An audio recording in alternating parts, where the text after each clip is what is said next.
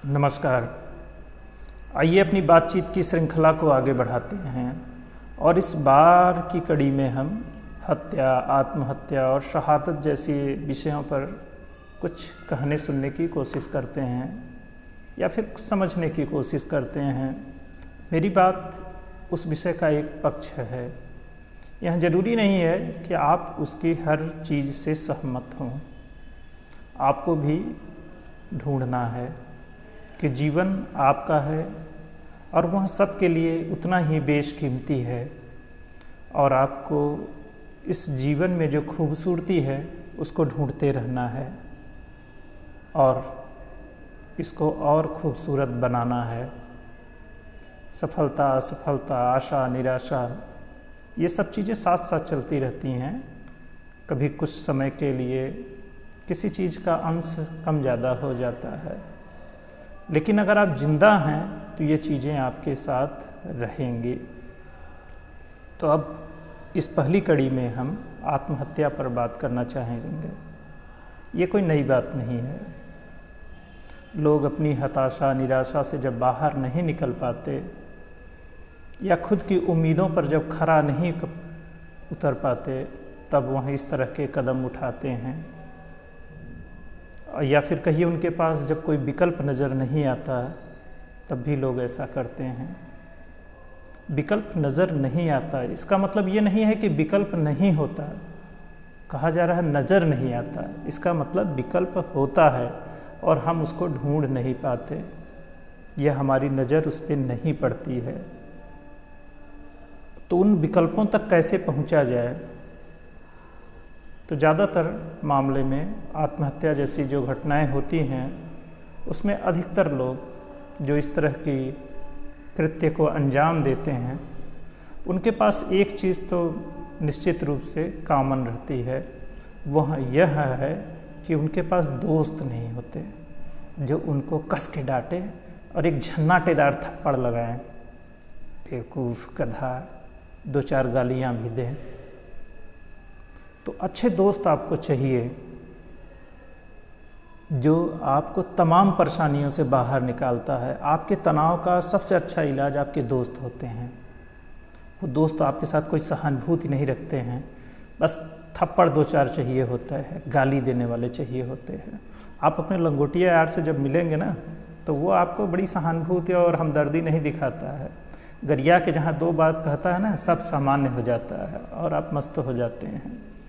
तो दोस्तों की कदर करिए, उनसे मिलिए जुलिए, खूब बातें करिए और इस तरह की बीमार मनोदशा से बाहर निकलिए। आप बड़े छोटे होंगे, अपनी हीन भावना से बाहर निकलिए। आप कुछ बड़े हो गए हैं तो भी अपने जो छोटे दोस्त हैं जो पैसे से, उनसे मिलिए। आपको खुशी उन्हीं दोस्तों से मिलेगी। पैसा, पावर आने के बाद जो बड़े ग्रुप में शामिल हो जाते हैं वहाँ खुशी नहीं मिलेगी आपको। तो खुशी का मतलब तो समझिए, किसके साथ खुश रहते थे उनके साथ कुछ देर बैठिए। थोड़े से पैसे कम हो जाएंगे तो जीवन पे फर्क नहीं पड़ेगा, लेकर जाना नहीं है। तो इसी विमर्श को समझने के लिए एक कविता जैसा कुछ है जिसमें जीवन का यह विमर्श है और कहानी ही है। कविताओं के माध्यम से थोड़ी थोड़ी कहानियाँ कही जाती हैं और चीज़ों को समझने के लिए कहानी, कविताएं, नाटक, सिनेमा सब देखिए, उसमें कुछ अच्छी चीज़ों को निकालिए। जैसे गुरु होता है ना, किताबें आपकी बेस्ट टीचर होती हैं। उसकी कहानियाँ, उसकी एक छोटी सी बात जीवन का कभी कभी मूल मंत्र बन जाता है। तो उन मूल मंत्रों को अपनाना है, ढूंढना है। दोस्तों से बात करिए, थोड़ी गाली गलौज भी करिए, मज़ा आएगा। पार्क में निकल जाइए, पैसे नहीं खर्च होंगे, टाइम खर्च होगा। आपको टाइम निकालना है। ज़िंदगी की लड़ाई जारी रहेगी। तो इसी ज़िंदगी की लड़ाई पर कुछ लिखा है, आपको सुनाते हैं। और पढ़ने का मन करे तो मेरी चेतना MERICHETANA blogspot.in पे आप मुझे मिल सकते हैं। ढेर सारी ऐसी बकवास कविताएं यहाँ पढ़ सकते हैं, क्योंकि अच्छा और बकवास आपके समझ पे निर्भर करता है। तो ढूंढिए, पढ़िए, और बहुत सारा लिखा हुआ है, खूब पढ़िए। तो फिर ज़िंदगी के बारे में कुछ बात करते हैं कि ये बहुत बेशकीमती है, इसको हल्के में मत लीजिए और जीना सीखिए। तो वैसे ही करते हैं। बहुत अच्छे ढंग से मुझे पाठ करना तो आता नहीं है, फिर भी कोशिश किया जाता है, हर्ज क्या है, ऐसे ही तो सीखा जाता है। नहीं पसंद आए ना आए, क्या फ़र्क पड़ेगा, तो सुनाते हैं आपको। पसंद आए तो 2 बार सुनिए, 4 बार सुनिए, और लोगों को भी सुनाइए। ना पसंद आए कोई बात नहीं यार, तो सुनाते हैं।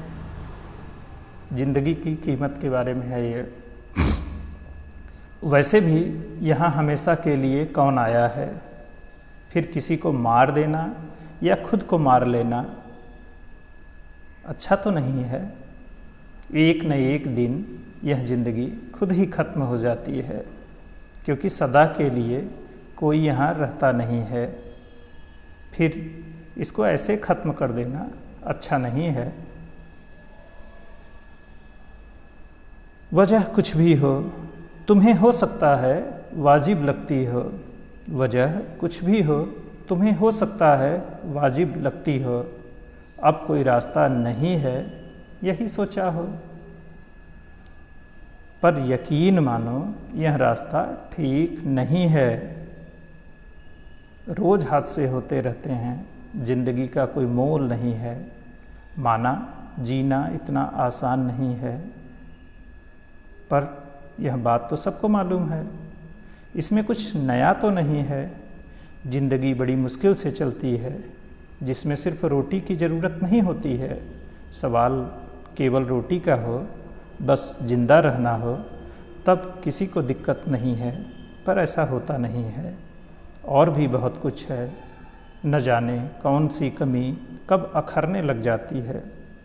सब कुछ के बीच अनायास एक उदासी चली आती है, तन्हाई घेर लेती है। अच्छा लगने का सिलसिला थम सा जाता है। आदमी थकता है, हारता है, अपनी ही उम्मीदों पर खरा नहीं उतर पाता है। मगर उसकी ज़िंदगी से ऐसी दुश्मनी ठीक नहीं है। उसे ख़त्म करना बिल्कुल भी अच्छा नहीं है। कोई और मार दे या खुद को खुद ही मार ले, इस तरह से जाना भला किसे अच्छा लगता है। तुम्हें मालूम है यह ज़िंदगी सिर्फ तुम्हारी नहीं है, इसके साथ बहुत सारे लोग जुड़े हैं। और जब कोई मरता है तो वह अकेले नहीं मरता है, उसके साथ तमाम रिश्ते नाते भी मर जाते हैं। एक सन्नाटा बड़ी खामोशी से अंदर पसर जाता है, सबके अंदर थोड़ा थोड़ा कुछ मर जाता है। यकीन मानो यह कभी मरता नहीं है, टीस देता है, बहुत चुभता है। वजह यही है कि वह पूरी तरह कभी मरता नहीं है। उस पेड़ को देख रहे हो ना, आपके आसपास होगा, कोई ना कोई पेड़ जरूर होगा।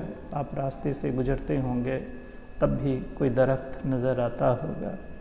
उस पेड़ को देख रहे हो ना, जब वह सूख जाता है या काटा जाता है, तब उसकी कमी खटकती है। बहुत साल तक एक ही जगह, बहुत साल तक एक ही जगह यह ठहरा हुआ था, तब जाकर पेड़ बना था। जानते हो, जिंदगी की अपनी मियाद है। बगैर किसी कोशिश के हर शख्स चला जाता है, क्योंकि सदा के लिए यहाँ रुक नहीं सकता है, जाना पड़ता है। जिस पर अपनी मर्जी नहीं चलती, हादसे भी रोज़ होते रहते हैं, किसी को शिकायत भी नहीं करनी पड़ती, तो फिर ऐसी दुश्मनी खुद से क्यों? तो फिर ऐसी दुश्मनी खुद से क्यों, जिसमें खुद को ही मारना पड़ता है। माना तुम्हारे पास मुश्किलें बहुत थी, जिंदा रहना इतना आसान काम नहीं है। जब कभी ऐसी उलझन हो, कुछ इस तरह का फैसला करना हो, तब देख लिया करो अपने आसपास। ऐसे ही चल दिया करो सड़क किनारे, कुछ गुमशुदा सा, बिना पहचान के। मुफलिसी में रहने वाले लोगों को गौर से देखना है, बस ज़रा सा ठहर कर कैसे ज़िंदगी चलाते हैं ये लोग बिना किसी कुछ के। वह जानबूझकर मरते नहीं हैं। उनको किसी से शिकायत नहीं है जिनके पास कुछ नहीं है। हालांकि दुनिया का सारा बोझ यही तो उठाते हैं। वैसे इस हत्या को आत्महत्या कहा गया है वास्तव में, जबकि वास्तव में तुमने खुद का कत्ल किया है जिसकी पूरी सज़ा मिलनी चाहिए। पर ऐसा मुकम्मल अपराध है यहाँ, जिसके पूरा होने के बाद अपराधी बच निकलता है, उसे कोई सज़ा नहीं मिलती। तुमने यही रास्ता चुना, तुम शातिर निकले, हत्या का अपराध किया है और बहुत दूर चले गए हो। न तुम बहुत दूर चले गए हो।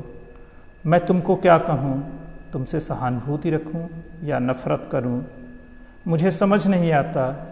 ये तो सबको मालूम है, ज़िंदगी की डोर बहुत कमज़ोर होती है, न जाने कब किससे छूट जाती है। मगर यह डोर अगर आहिस्ता से पकड़ में हो तो ज़िंदगी चलती रहती है। कितना भी बुरा दौर हो, उसके बाद भी कुछ न कुछ होने की संभावना बनी रहती है। खुद कुछ न कुछ संभावना बनी रहती है। खुद में या खुद से इतनी उम्मीद करना भी अच्छा तो नहीं है। कोई हर चीज़ पर खरा उतरे यह मुमकिन नहीं है। तू आदमी है, तू आदमी है, खुदा तो नहीं है। नाकाम होने में कुछ नया नहीं है। सही है, नाकाम होने में कुछ नया नहीं है।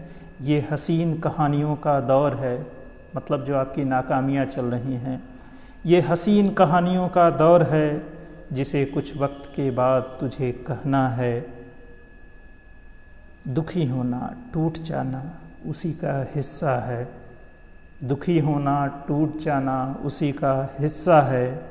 ज़िंदगी ऐसे ही चलती है, ज़िंदगी ऐसे ही चलती है। लम्हों के साथ धीरे धीरे पूरी उम्र गुजर जाती है। वह लम्हा लम्हा इस तरह जीता है, वह लम्हा लम्हा इस तरह जीता है। अपनी नाकामियों को